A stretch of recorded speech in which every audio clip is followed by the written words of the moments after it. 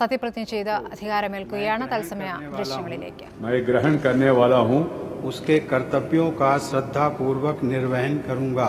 उसके कर्तव्यों को श्रद्धापूर्वक निर्वहन करूंगा।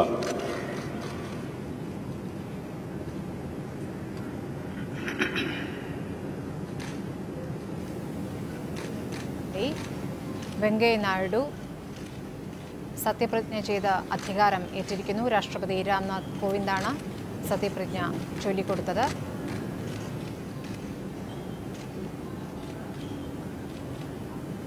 രാഷ്ട്രപതി ഭവനിലാണ് ചടങ്ങുകൾ പുരോഗമിക്കുന്നത്.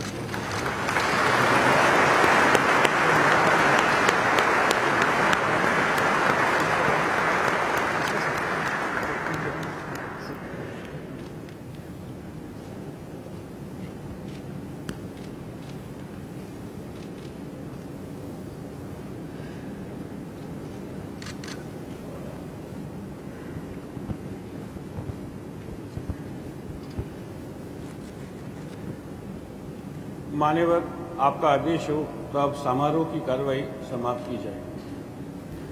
രാജേഷ് കോയിക്കൽ വിവരങ്ങളുമായി. രാജേഷ്, ഉപരാഷ്ട്രപതിയായി സത്യപ്രതിജ്ഞ ചെയ്ത് അധികാരമേറ്റിരിക്കുന്നു വെങ്കയ്യ നായിഡു. ചടങ്ങിൽ പ്രധാനമന്ത്രിയടക്കം എല്ലാവരും പങ്കെടുത്തിരിക്കുകയാണ്. തീർച്ചയായും രാജ്യത്തിന്റെ 15ാമത്തെ ഉപരാഷ്ട്രപതിയായി വെങ്കയ്യ നായിഡു അല്പസമയം മുമ്പാണ് സത്യപ്രതിജ്ഞ ചെയ്തത്. അദ്ദേഹം ഇതിനുശേഷം രാജ്യസഭയിലെത്തി ചെയർമാൻ എന്ന നിലയിലുള്ള ഉത്തരവാദിത്തം ഏറ്റെടുക്കും. പ്രധാനമന്ത്രി നരേന്ദ്രമോദി, ഒപ്പം തന്നെ കേന്ദ്രമന്ത്രിമാർ, മുതിർന്ന നേതാക്കളടക്കമുള്ളവർ ഈ സത്യപ്രതിജ്ഞ ചടങ്ങിനായി രാഷ്ട്രപതി ഭവനിൽ എത്തിയിരുന്നു. രാഷ്ട്രപതി രാംനാഥ് കോവിന്ദാണ് സത്യവാചകം ചൊല്ലിക്കൊടുത്തത്. എന്തായാലും ഉപരാഷ്ട്രപതിയുടെ ഔദ്യോഗിക വസതിയായ 6 മൗലാന ആസാദ് റോഡിലേക്ക് വെങ്കയ്യ നായിഡു ഈ മാസം 18 മാത്രമായിരിക്കും താമസം മാറ്റുക. നിലവിൽ അദ്ദേഹം കേന്ദ്രമന്ത്രി എന്ന നിലയിൽ താമസിക്കുന്ന അതേ ബംഗ്ലാവിൽ തന്നെ താമസം തുടരും. എന്തായാലും രാഷ്ട്രീയ ഭേദമന്യേ പൊതുസ്വീകാരനായ വ്യക്തിത്വമാണ് വെങ്കയ്യ നായിഡു. ബിജെപിയുടെ ദക്ഷിണേന്ത്യൻ മുഖം, ഒപ്പം തന്നെ നർമ്മം കലർത്തി ലാളിത്യം തുളുമ്പുന്ന വാക്കുകളാൽ സാധാരണക്കാരനെ കയ്യിലെടുക്കുന്ന ഒരു നേതാവ് കൂടിയാണ് വെങ്കയ്യ നായിഡു.